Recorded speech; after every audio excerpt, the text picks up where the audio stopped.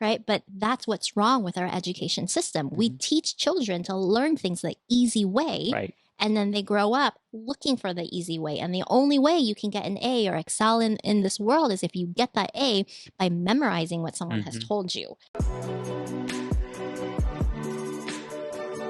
Welcome back, friends, to Eat, Read, Sleep, where we come together as a community to vibe with books. I'm Kalina. And I'm Tapis. And this week we are reviewing a book that was actually recommended by the community. So this is Think Again by Adam Grant. Awesome book. I thought overall this book did have me rethinking a lot of things.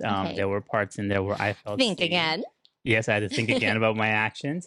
But yes, I actually thoroughly enjoyed this book because it's very scientific, which I like. Yes. I know you don't. Yes, that was like Sapiens. And that's funny you mentioned that. Before we go into kind of the overall themes of the book, I did want to start off and share that I actually did not so greatly enjoy the book to start with. The way that I started with, I had to get adjusted, kind of like what you said. I'm used to reading more literature, and this is written like a research paper, so it was harder for me to follow through and almost boring, to be honest with you. So even some of his stories were written like a research paper. And if you look at his the titles of his chapters, they're also boring. It's like 2 sentences per chapter. It's written like a thesis, and so it's different. But then once you get used to it and you kind of the content itself is great stuff. I'm just not a fan of how it's written. So I'm hoping to help you rethink the first part of the book, because the first part of the book was what kind of caught me into this book a little bit. I was like, oh wow, like this, I never thought about it that way. And he's also he's a scientist, so he thinks like as a scientist as well. Do you remember I texted you that one night? Yeah, you were like, what do you think of this book? I'm like, I think it's amazing. You're like, I'm bored. I was like, I don't know how I'm gonna get through this, but once I probably got like a third of the way through, I actually enjoyed the content. All right, so Think Again is really about reframing. The subtitle is The Power of Knowing What You Don't Know. And essentially, it's more of how do you rethink what you currently know and be open to that idea and that concept. And then it is broken down into 3 major parts. It's for your own self. How do you rethink and reframe your own individual thought process? And then the second part is how do you, for interpersonal rethinking those around you, how do you help connect with everyone? So that you can think not necessarily on the same page, but understand each other and have a better way of communicating and thinking out loud together. And then the third part is taking that to a whole collective rethinking. How do we think together as a society? And how do we take a look at what we're currently doing in the school systems and the workforce to kind of challenge the current rethinking thought so that we can elevate what we're currently doing to build a more thoughtful, mindful world that we live in. Yeah, I thought the way he kind of laid it out was similar to how the 7 habits were, right? So like a lot of it, the first few habits are around self-improvement, self-development, and then into that goes into interpersonal. So helping those around you, and then at the end, how do you make a better world out of it at the end? Absolutely. So I kind of saw how he laid it out, because it does start with you having to figure out what you need to rethink. Yeah, thought so as well. So he opens up the prologue. He tells a story about how these, I don't think they're firefighters, they're rescue, forest fire rescuers, and they were caught in the heat of fire. They were running away from the fire, and book, spoiler alert for you guys, if you haven't read it, please do so. If you haven't, go check out our summary and we break it all down for you. But before you proceed, we'll go through some things. But essentially, the story of this team who are running away from fires, one guy digs into the dirt, lights his own fire, and douses himself with water. And the rest of the team that are running away, they're looking at him like he's crazy, like they have no idea what he's doing. They try to run away with all their equipment on their back, and essentially everyone dies but him. What he essentially did was he built a fire protection, and by the time the fire came up to him, it kind of went over him, and he survived that, right? And that's why I love the cover art of this book. It's a match with not fire but water, and it's very creative. I love that. So it's a great opening to the book. Yeah, I thought so too, because it does kind of show that you don't have to necessarily follow the norm of people around you or doing things the way they need to do. He kind of rethought the entire process to survive, and that's why he did survive, luckily for him. But... Yeah. We're going to go through the book kind of almost not chapter by chapter, section by section, and kind of bounce back and forth what we liked, what we didn't like. I mean, I thought this book was great. I can't wait to discuss some specific parts of the book that I wish, had this book been brought to me earlier, I could have applied it in my life. But I am very excited to discuss this book with you. I thought the same. Awesome. What I'd really like to know is what you think of my Bloody Mary. Oh, yes. Kalina's famous Bloody Mary. It's really good. Not too spicy. Even though you put all those ghost pepper sauce in there, it's not too spicy. But I had to makeshift it with ingredients because Tapas didn't have all the bar stuff that I needed. And as I get older, this heartburn is not going to fix itself. So this is going to. Well, let's wrap this up before your heartburn kicks in. Yeah. All right. So chapter 1, he starts off again, long title: a preacher, a prosecutor, a politician, and a scientist walk into your mind. Catchy, but still pretty long. Mm-hmm. And essentially, it's our mindset. Essentially, we go into 3 thinking modes. You're either a preacher, a prosecutor, or a politician.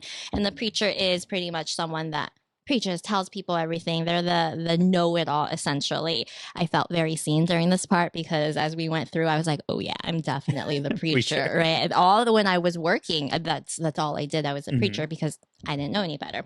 The prosecutor, which is, if you think of like a lawyer, they're always arguing, they're always defending their point. They're not even looking at the other side and they're doubling down on what their views are. And then we have the politician, who is the charmer, the lobbyist. They're trying to ally and get everyone on their side. And there's a lot of surface, but not necessarily substance. I think going back and reading that chapter, I thought I was definitely preacher at times too, where again, I'm always trying to like put my message out to people and tell people what they need to do and not be very argumentative. I definitely don't see it myself as a prosecutor. Absolutely not. But I think a lot of us might fall under the preacher or prosecutor mindset. Yeah, I've seen a lot of prosecutors at work when we were working. Sure. And that was definitely harder to want to have a conversation with those type of people. Yes, agreed. Yeah. Okay, so what's the last one? So you've got those 3 that many people fall into, and then there is one that most people do not fall into, but the one that we should. Yeah, things like a scientist. Scientist mode, yep. Scientist mode, which is pretty much, a scientist has a hypothesis. They're going to try and carry out experiments to see if that's a valid claim or not. If it's a valid claim, great. They know what the truth is, and then they go from there. If it's not great, okay, let's change our mind. Let's see what we need to do differently. There's a whole thought process where you're open to learning, and you're open to ideas that you may think are true, and then you end up finding out that they're false, and you have to go into a mindset like, well, I'm false. Let's find out the truth then. Let's be more open-minded about it. Yeah. Which when I think about it, it's so true. I definitely am not a scientist where I hold on to my beliefs and I don't let them go at times. And there's nothing wrong with that. A lot of people. And that's how we're raised as well, right? We're raised to be very, if we have a stance, be very like stand by that at all costs, no matter what the outcome is. But when he says, hey, be like a scientist, open your mind a little bit and be okay to say, I was wrong. Let me figure out the truth. Yeah. That, I think if we were all like that, imagine the world that we would live in. Yeah. I the first time ever thinking of it in that concept, and he says being a scientist is not necessarily just a profession. It can be anyone, and apply it into your mind. And I like the idea that scientists are always searching to find the truth, and they're always trying to prove themselves wrong. Once they get a conclusion, then they're like, okay, but can this also be wrong? And what are my limits? And that's really vulnerable way to thinking too, and they have so much pride about thinking that way. So. Especially when there's so much divisiveness in the world, right? Especially in America, like we have to be able to say what is that side arguing, and how do we understand that side? And you have to be a scientist. You have to realize what the truth is. Yeah, and he says it's a ever-changing world that we live on, right? And it's such a fast pace. So if everything around us is changing, it doesn't make sense that our ideals are staying constant, right? So we also have to evolve with what's happening in the world. So it definitely makes a lot of sense. And I also like that it takes some of the emotions and the personal egos out of it, because it's more of a conversation or a conflict of argument in terms of the actual topic versus seeing the actual person or judging them for their beliefs or anything like that. We're having a respectful conversation about what it is that we're arguing. So Agreed. love that. So then he goes into the second chapter, the armchair quarterback or the imposter. And I really like this one because he talks about the imposter as the imposter syndrome. Right. And growing up, Asian American, growing up with the more stereotypical Asian way of growing up, I definitely have a lot of confidence and imposter syndrome. Okay. All the time. Like I just feel this inside of me. Like your idea or your mindset about imposter syndrome, was it a good thing or a bad thing? A bad thing. Before this. A bad thing. Bad thing, yes, right? A bad Same thing. here. Like I always thought, because I did also suffer from imposter syndrome, especially at work. Where I was like, man, am I even qualified to do this? Like, I don't know what I'm doing. I'm way over my head a lot of times. And I always thought that was a bad thing because that's how the world kind of perceives it. But he actually says, no, it's a good thing. Because, think again. Yeah, because you have, you're not as confident, but you can become confident. You can grow on that. Like you know what you need to do, and you're smart enough to know what you need to do. But the confidence is lacking, which is where the imposter syndrome comes in. So that kind of got me thinking, like, wait, actually, that was to my benefit because he actually gave an example about, I think it's a politician where she was only getting 2% of the vote, and she's like, well, I don't know if I'm cut out for this, but you know what? Let me try. Let me just see if this is possible. And she ended up becoming. She tried doing ways that, which I liked. He said that she felt like she wasn't going to win, so she had nothing to lose. Yeah, exactly. So you might as well. Yeah. And that's actually how she became second. She didn't win, but she was second in line, and she beat by the third person by a landslide. So that was pretty cool. So going back real quick, the armchair quarterback versus the imposter syndrome. So armchair quarterback is someone that is full of confidence, so much confidence, but no competence, right? And then the imposter syndrome is the exact opposite, where they have all of the competence, but they don't have the confidence. And as we're speaking, I actually feel like this is funny because I think I internalize imposter syndrome, but because of imposter syndrome, I externalize armchair quarterback. I try to be more confident than I am, but inside I'm like, I have no idea what I'm talking about. Right. Well, I think especially in our previous jobs working in a corporate, you kind of have to have confidence. Yeah. Like even if you don't have confidence, you have to show you're confident. Because that's kind of the mindset that a lot of people will look at you. And if you show that, if you say, I don't know, then your superiors will be like, well, this person doesn't know what they're doing and all that kind of stuff. So you kind of have to fake confidence at times. Fake it till you make it. Right. And he said in the book, like those people who have the armchair quarterback syndrome, like they're the ones that actually don't do too well because they refuse to learn new things and they refuse to gain more knowledge, but they're just hoping their confidence will carry them through. And a lot of times those are people that actually suffer a lot. So then he goes into what we talk about. Oh, well, real quick. So why is imposter syndrome actually a good thing? I went back and I know you said you like that. He says there's 3 reasons of doubt that you should doubt for people who have imposter syndrome. And I believe, I don't know it off the top of my head, but the reason's kind of like you said, because you don't believe in yourself, you're more driven because you just keep going. You don't have that, you're not on a pedestal. You don't think that you're the best. You just keep hustling really hard. You, are completely passionate about what you do, and you just have that mindset that like I'm not good enough, and that propels you. Versus the armchair quarterback, they're just like I'm good, and they don't try to learn more, they don't try to do more. Yeah, it's almost like arrogance versus humility. Yes. Right. So like pretty much saying imposters pretty much have this humility, like, well, I know I'm not that great, but I'm willing to learn. I'm willing to put in 110%. Whereas a lot of times those that are armchair quarterback, that are very arrogant. They're just gonna ride their confidence all the way through, even though that means going straight into a brick wall. So then he says, what is the sweet spot? The confidence sweet spot. So that is the term confident humility. So that's where you believe in yourself, you're very secure, and your belief in your tools, he calls belief in your knowledge, you're uncertain. So you are sure of yourself, but you're not sure of what it is that you do or do not know, but you want to learn and want to seek to understand. So if you can be humble and vulnerable, and like you said, the word humility, express that enough, then that is that sweet spot that you want to be at. Yeah, and he also talked about in the book about embracing the joy of being wrong. But like, it's actually a good thing to be wrong because you open yourself up to have your own self-critique. Like, okay, I guess I didn't know that part, or I didn't understand that part before, but I'm willing to learn and be humble around it. A lot of times when people are wrong is when they either become very defensive, or their confidence overshadows everything. Well, I don't care what you're saying. I know this is the right thing to do. So that's actually the next chapter. So Yeah, and I really like this chapter because there's so much misconception around being wrong and being a failure. Like we saw it all the time at work, right? The very second something did something wrong, they were either so hard on themselves, they quit, they gave up, they just didn't feel good, and they let it take them steps back. Like they one mistake or one time that they were wrong, it was a huge setback. And then what I also remember recalling was that if I made a mistake, I actually was pressured to feel that way as well from my superiors. Like, whoa, what's wrong with you? Almost. When I knew myself, like, okay, I made a mistake, let's learn from it and move on. But then there was that from up top, like, no, you shouldn't have been able to make this mistake. So it's this idea that mistakes and being wrong is not okay. Yeah.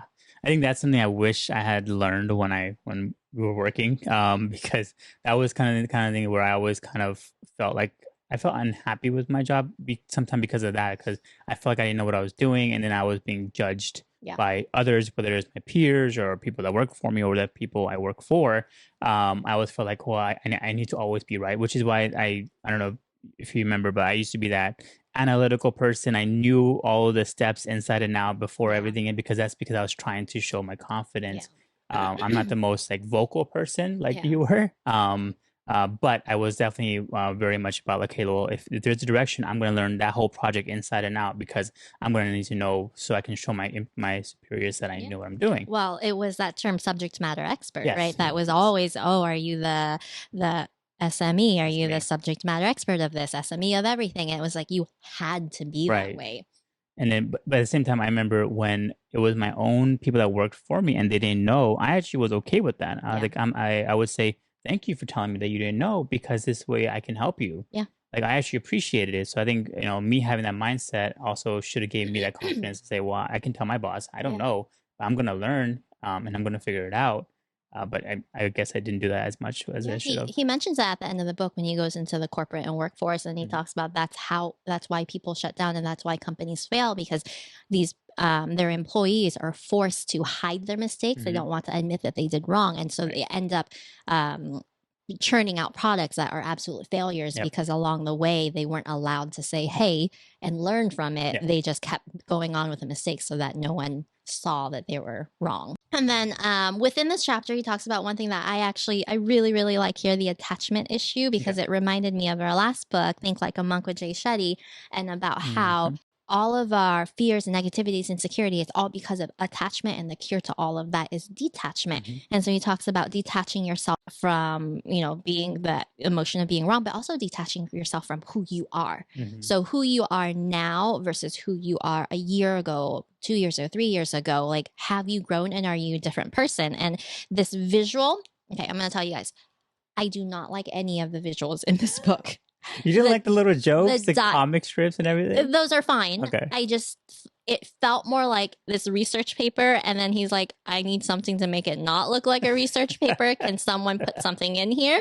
And a lot of times I was looking forward to the next graph or chart or whatever, and it either made no sense to me, it was just a filler, or something funny, which I agree, those jokes and comic strips were funny, but it didn't add value. I would agree with you there, because some of the graphs are just X, Y, X and Y, but there's no actual like numbers, nothing. It's just like, here's a curve and bloop. And then that's all you would see is just this, oh, there's an increase here, but you don't know.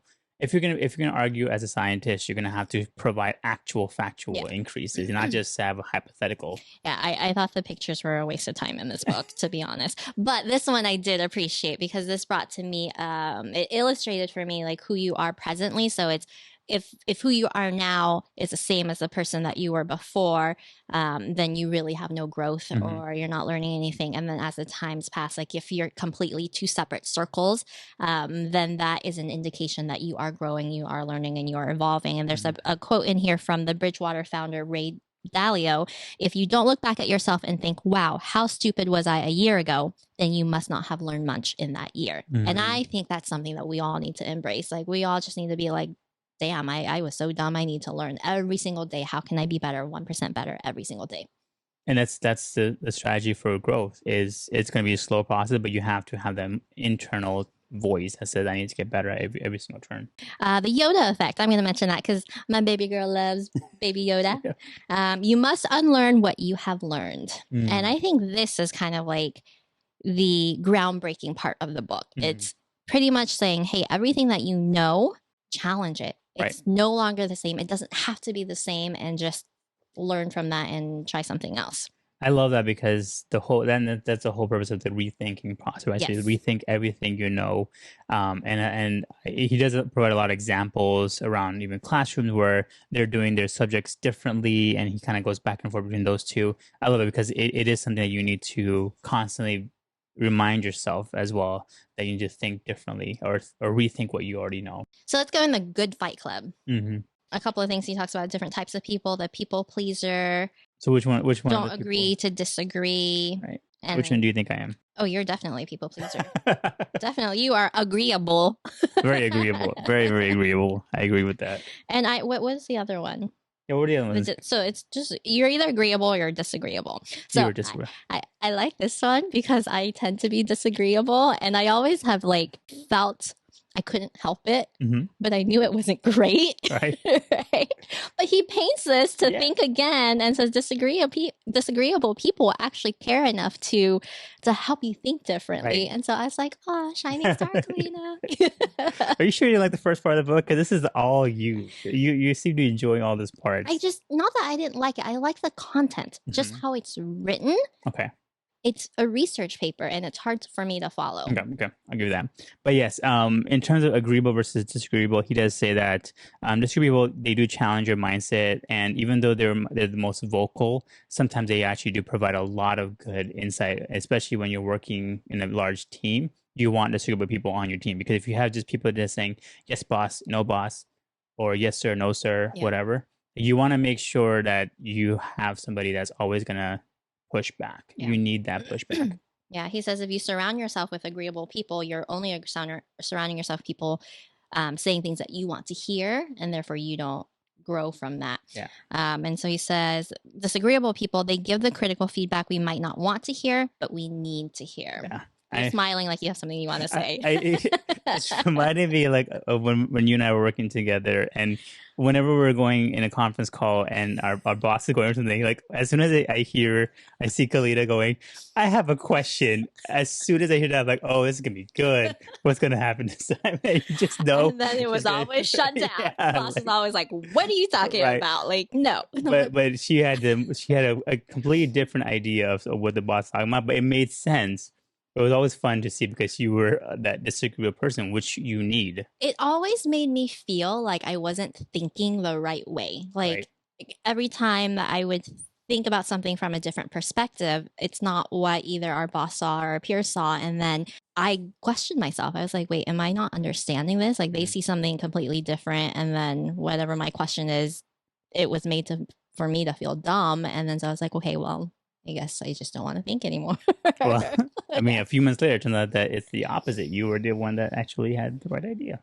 Right or wrong. It's not about being right or wrong. I think it's about creating an environment where we are able to express and talk and challenge and be respectful to each other. I think that's the world that we need to figure out. How do we get there? And that's why I love this, and I love what we're doing, is because, like you said earlier, you wish you had read this book. And I absolutely agree. If this was something that we teach our kids in middle school and high school, I think that would be so amazing. And so hopefully through ERS, anyone that's listening, if you've never read this book and you are here today, we thank you for that, because our purpose is to spread this type of message, because we know how this has helped us and we want to help you guys. And hopefully you take this and you share it with your community and your village as well, so that we can help create the world where we all love and care and understand each other. We are into part 2, interpersonal rethinking. Yeah, so this is opening the minds of other people around you. So this part got interesting.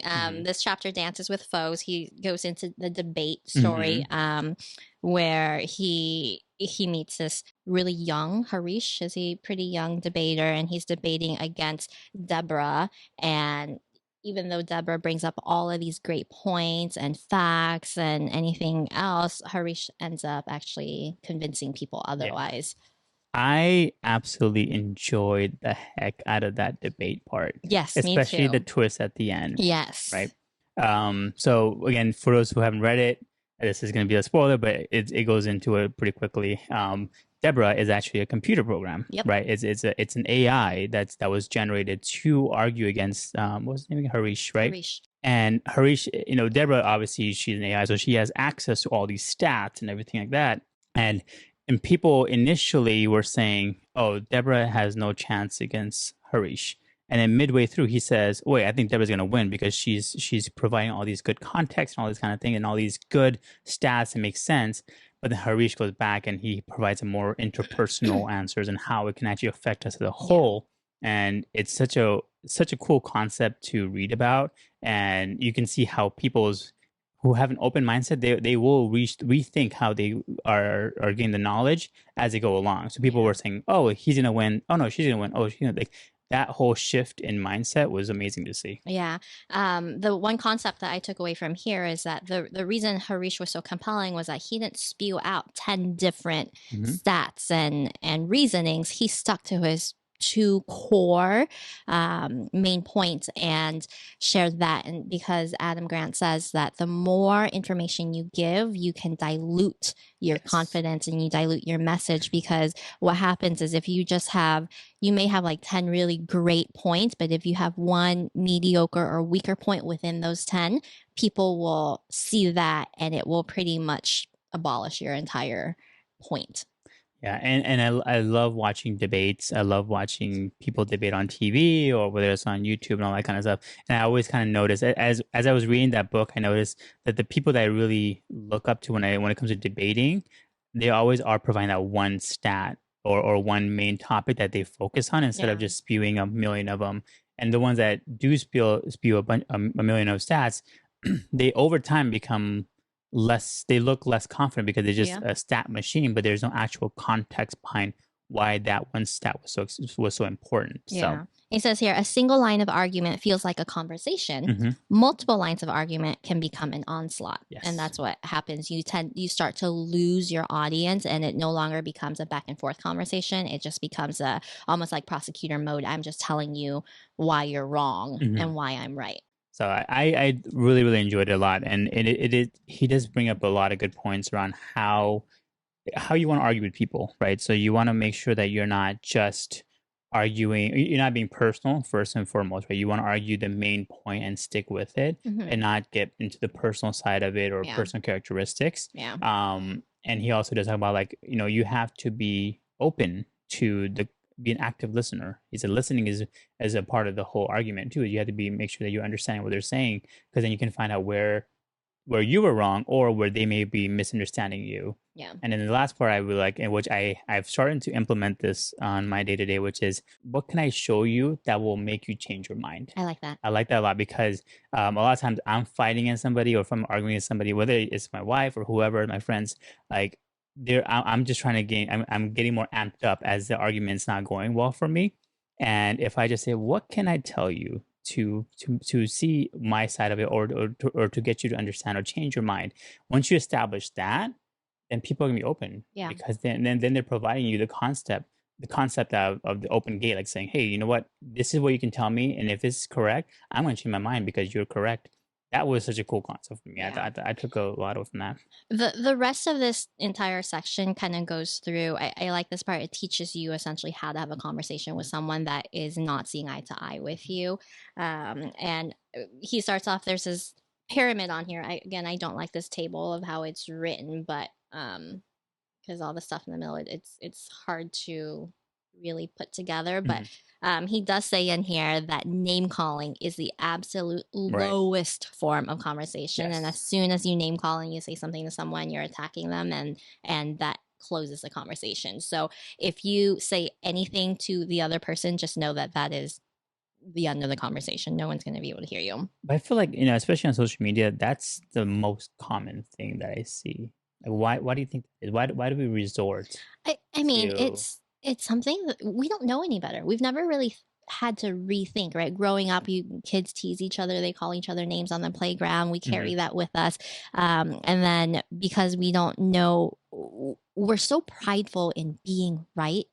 And he talks about the emotions becoming visceral. Like you Mhm. actually feel yourself getting angry. You feel like when someone's arguing your point, you take it personal, and it's like a punch to your mind that Mhm. someone doesn't agree with you. So you just do whatever you can to hurt the other person as much as you feel like they are hurting you by not agreeing with you. Yeah, because you're gonna trigger them in a much more emotional level, like you Yeah, said, right? Like, it's wanting to hurt them. one thing that I liked from one of the quotes that I liked from this part was he said around the freedom of choice. Hmm. He said sometimes people resist not because they're dismissing the argument, but because they're rejecting the feeling of their behavior being controlled. Mm, So like I love that too that's because I never true. thought about it that way. Where if you're arguing with somebody and you're again you're onslaughting them with stats, you're just being very very persuasive in your argument.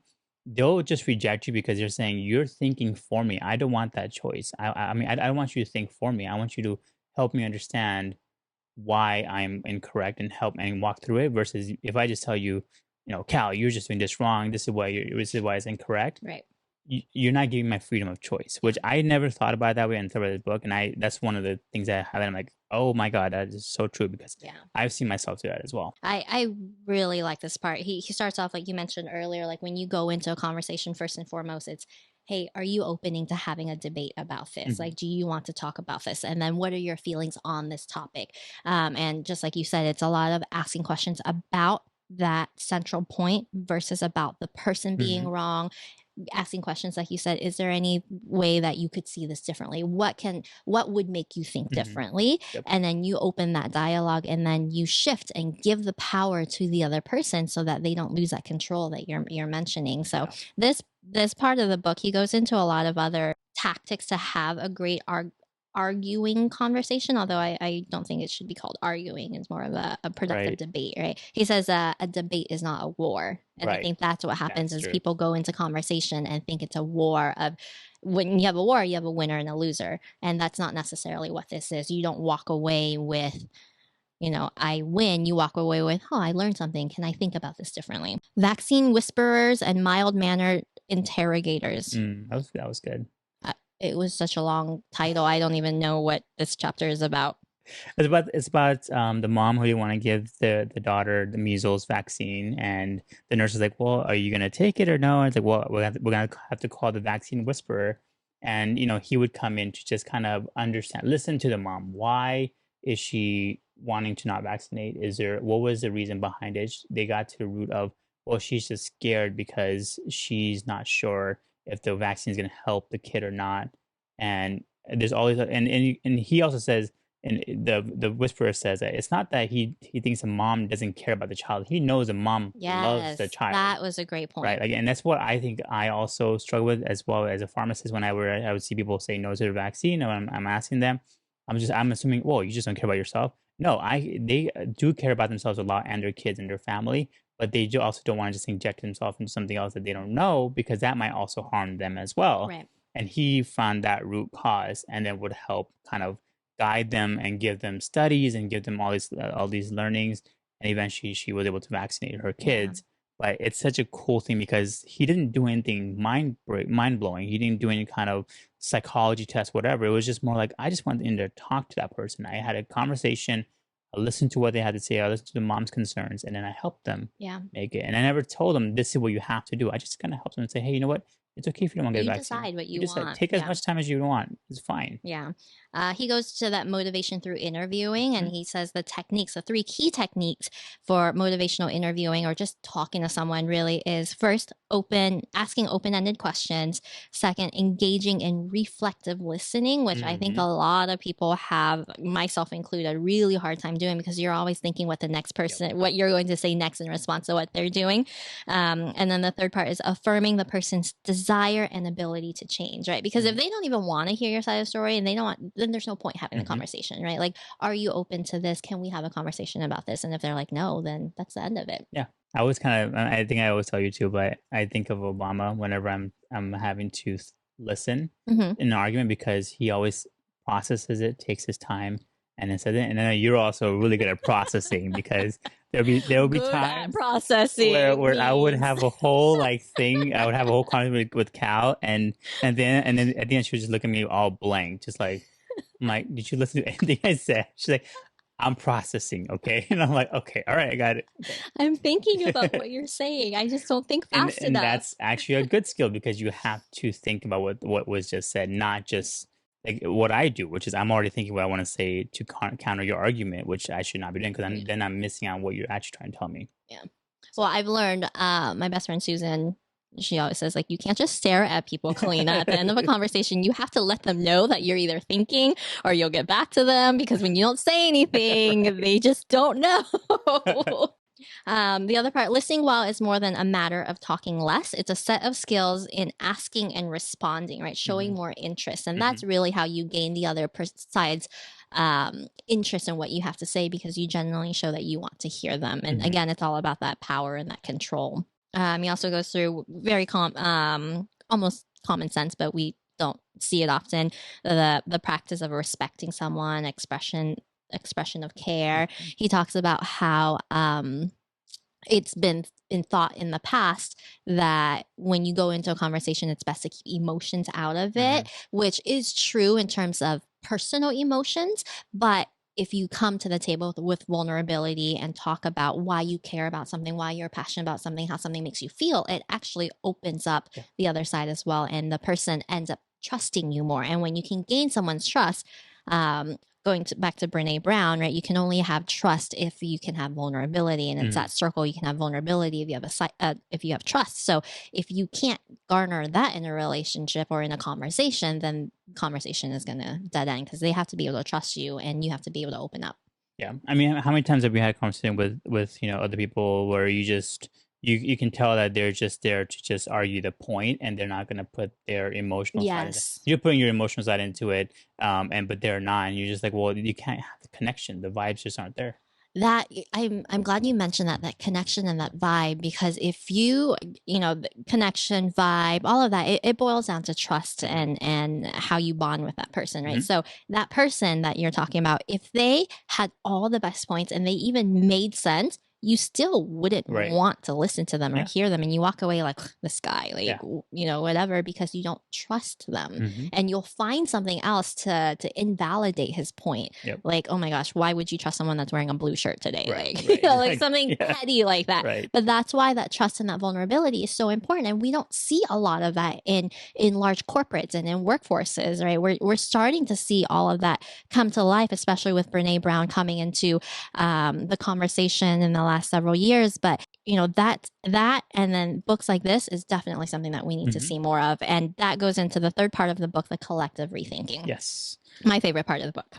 Creating communities of lifelong learners. Yeah, this part of the book was really awesome. I mean, he goes into a lot of different things. He goes around career, corporations, team building, and also children and relationships. So he kind of ties it all together towards the end. But I like this part a lot. Yeah. So kind of let's summarize what we've talked about so far. It's personally, in the first part, it's how do we open up our minds, understand rethinking, realize the modes that we go into when we start having a conversation, how to reframe how we see something, and then shifting that to the people that we have the conversation with. How do we have a respectful conversation and get them to be a part of the conversation versus being just in prosecutor mode where you're just telling them that they're wrong. And then now we bring that to our community, our collective community as a whole.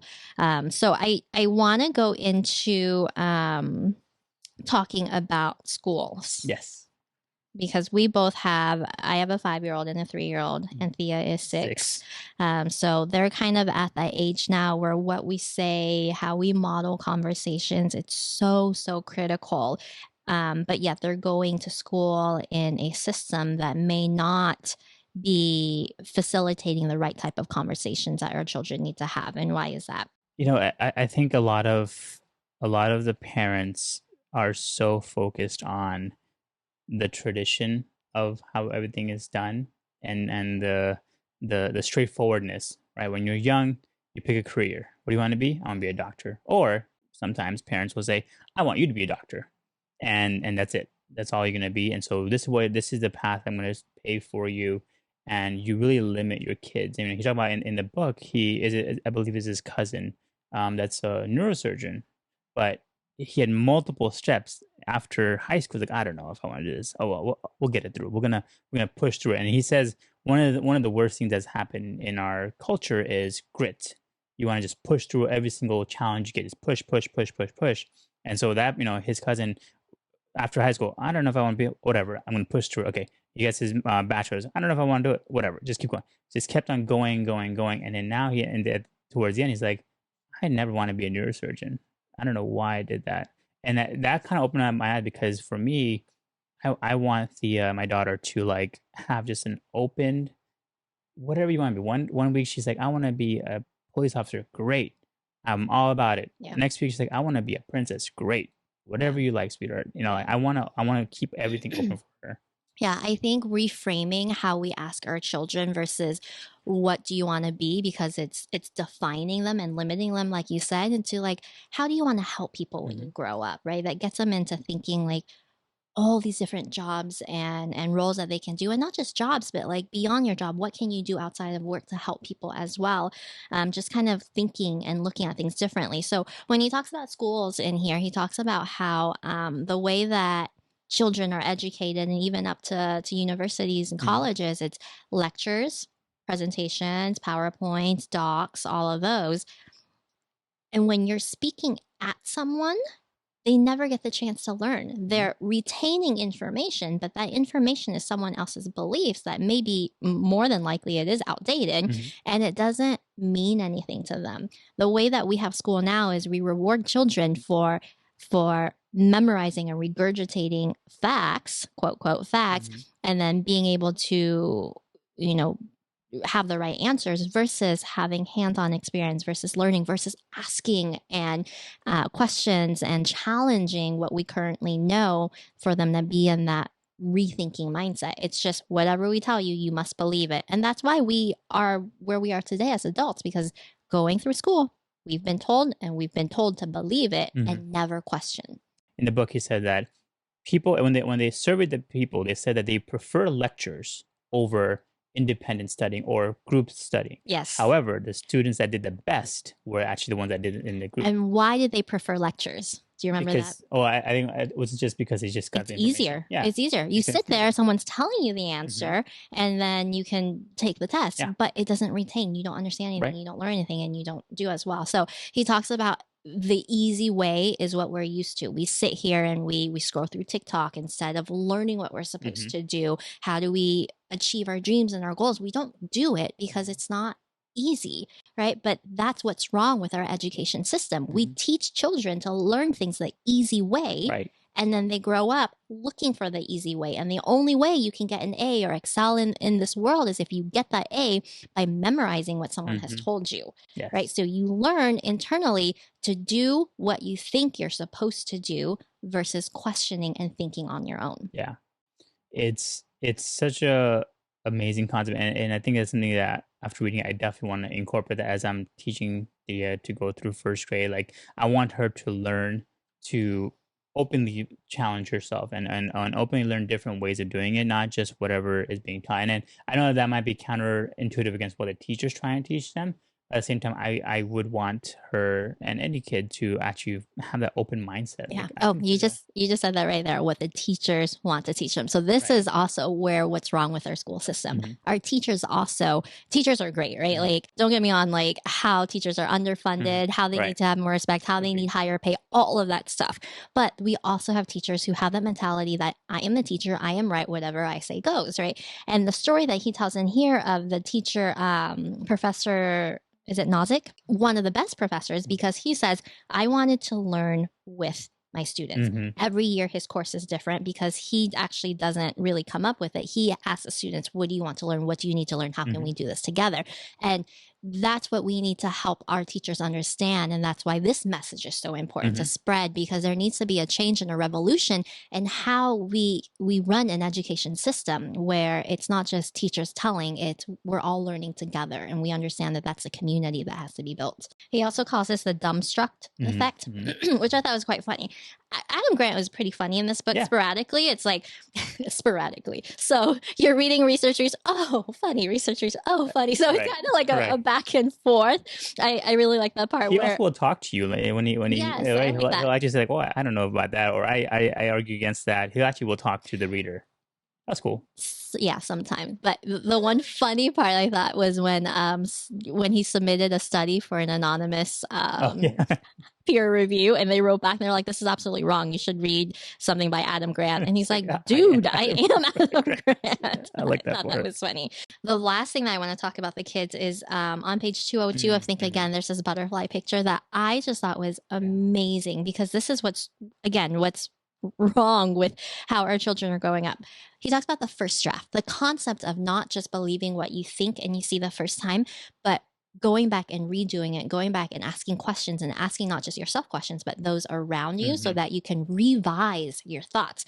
And so he illustrates it this way. And this is I don't remember what grade this student is. First or second? Young. Okay, let's say first grade, Austin. He was assigned an assignment, draw a butterfly. He drew this butterfly, and then they went back peer review and they said, okay, get feedback from your peers. And so then the peers were like, oh, well, the wings don't look right, or this and that. And so he kept redrafting based on what his friends told him.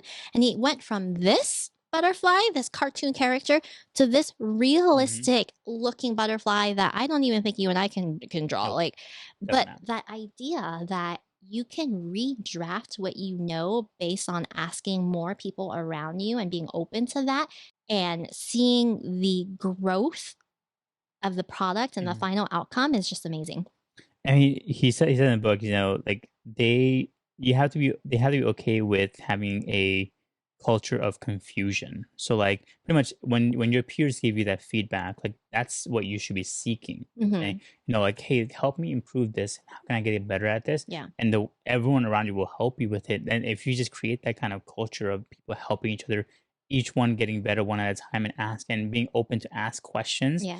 Because I know for me, I never felt comfortable asking questions. I felt like I should always know the answers. Exactly what I was thinking when you're saying that. I remember when we were at work, like imagine asking someone to help you. No, they were like, well, you should just read it, or they would help you in a half-assed way, or purposely help you the wrong way, so that you fail. Right.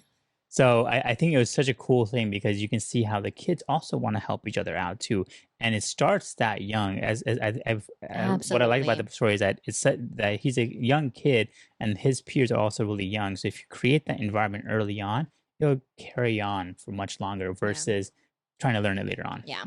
I believe that good teachers introduce new thoughts, but great teachers introduce new ways of thinking.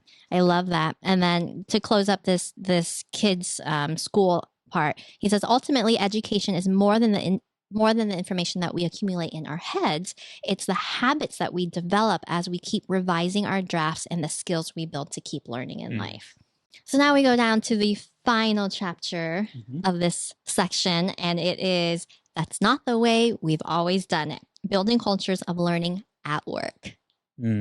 I'll just dun. So this goes into the corporate and the workforce, and kind of the working environment that we see now in today's society. And he brings up why he's going into this, because rethinking is not just an individual skill, it's a collective capability, and it depends heavily on an organization's culture. So he brings up culture, and then he goes into the idea of psychological safety. Psychological safety is something that I recently heard being introduced maybe like 4 or 5 years ago. And it was very interesting to hear, because finally hearing what psychological safety was, I was like, oh shit, I've never felt psychologically safe before, right? So in your words, what do you think psychological safety means? It's just people feel comfortable challenging what's happening at work. You know, like they feel okay to question what's happening, and they're not going to get any backlash because of it, right? And I think the misconception from a lot of companies that harbor the opposite type of culture is that they believe that psychological safety is more of a matter of relaxing standards, making people feel comfortable, being nice and being agreeable, or giving unconditional praise. And that's not what it is. He says exactly what you said. It's fostering a climate of respect, trust, and openness in which people can raise concerns and suggestions without fear of reprisal. It's the foundation of learning culture. And why we don't have that, it is evidently destroying a lot of companies. And we see now the Great Resignation, when we went through a time where everyone had to quarantine and they stayed home and they had time to reflect on their self-worth and spending time on themselves. And they come back, and it's like, what is this? Like, it's not okay anymore. And so another part of the chapter that I liked a lot is around the scorecard, where he says you have to rethink the scorecard. Yes. You know, companies measure performance just based on your scorecard results. And I mean, I know we are very, very aware of that in our previous job. And it's something that I know both you and I towards to the last year of our career, we definitely changed how we did that with our teams. We didn't necessarily look at them as a scorecard, especially the people that I oversaw. If they were not doing so great on the scorecard, I would make sure that they understood the processes, because he said, you know, bad process but good outcomes is just pure luck. Yeah, I agree. It makes you think again, like, why, knowing all of this, why do we still have companies out there like that? And at the end of the day, it comes down to a lot of things like greed and money and profit and shareholders and things like that. But it does require us to change some way, somewhere along the line. And I think this is where it needs to start, being vulnerable enough to say, we all need to read books like Think Again. We all need to have conversations about what's wrong within the company. What are the suggestions? And then actually actively listening and wanting to make that change. But again, that needs to start from up top. And then it not just from the top, because I would say a lot of companies, they have those why people, the why CEOs, purpose-driven people, but then that message gets diluted once you go down to the how people, going back to Simon Sinek of start with why. Like, I don't think companies, big conglomerates are bad. I think that they honestly, genuinely want what's good while having all the money hand in hand, which is okay, right? But then there needs to be some sort of a checks and balance as you filter that message down, because what happens is, if the company is great, but if you've got people in the field that are the complete opposite and don't have that same mindset, nothing's ever going to change. And then that brings us to the conclusion of the book. You want to take that? Yeah. Oh, actually, there was one part doing a life checkup. You that's the final conclusion. Yep. So escaping tunnel vision and kind of just that life checkup. It's so cool. Like, he does talk about this towards the end, because he talked about, like, you know, was it every 6 months, I believe he said. 6 months. Every 6 months, reevaluate where you are. Evaluate your job, evaluate your relationship. Just make sure that what you're doing is fulfilling and drives your passion, right? If you just continue going down the same route over and over again, you're going to get stuck in the same rabbit hole no matter what. But he says, you know, every 6 months, think about what your job is. Are you being fulfilled? And is this something that you need to change right away? It's good to reflect and think back on that. So thinking back every 6 months, implementing everything in here and seeing, like, going back to that circle chart, like, are you presently who you are now? Is that who you were 6 months ago? And if you are the same, then something has to change. and that is Think Again by Adam Grant. Yes. So overall, I just want to point out, I wrote some notes in here as I was reading this. I kind of got angry towards the end because he's talking about how like, oh, I changed a lot of my thinking. I did all of these things. And he said, like, you can't just learn this. You actually have to practice it. And there were some parts in here that felt a little self-righteous in what he does. And then I wrote a note here. I said, Adam failed to lead again. This book is a lecture versus being an active participant guide to facilitate thinking, that's right? Good. That's good. Because we have read previous books where it's an actual like, okay, if you're trying to talk about lectures versus being an active participant, make this book an active participant. Try this. Stop here and think. Make it something that they actually think about, because this book is a lecture. Well, that's why. Boom. That's why he at the end has the actions for impact. Yeah, which you introduced to me today. I didn't. Yes, because you covered it with your backflap. So. Which is that would be where you're gonna put stuff into action.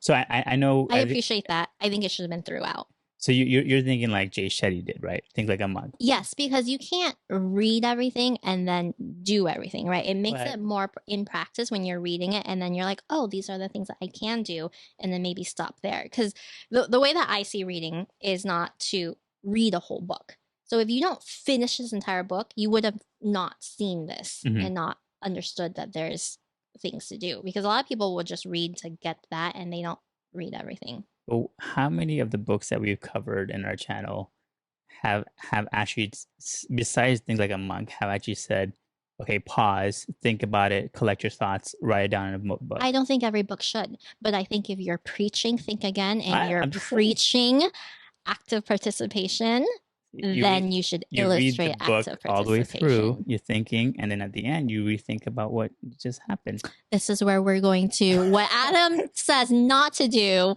We're not going to war on disagree. Well, we're not. I think we should have an offline conversation respectfully of the pros and cons, but I am open to that conversation. There you go. Okay, it's not a war.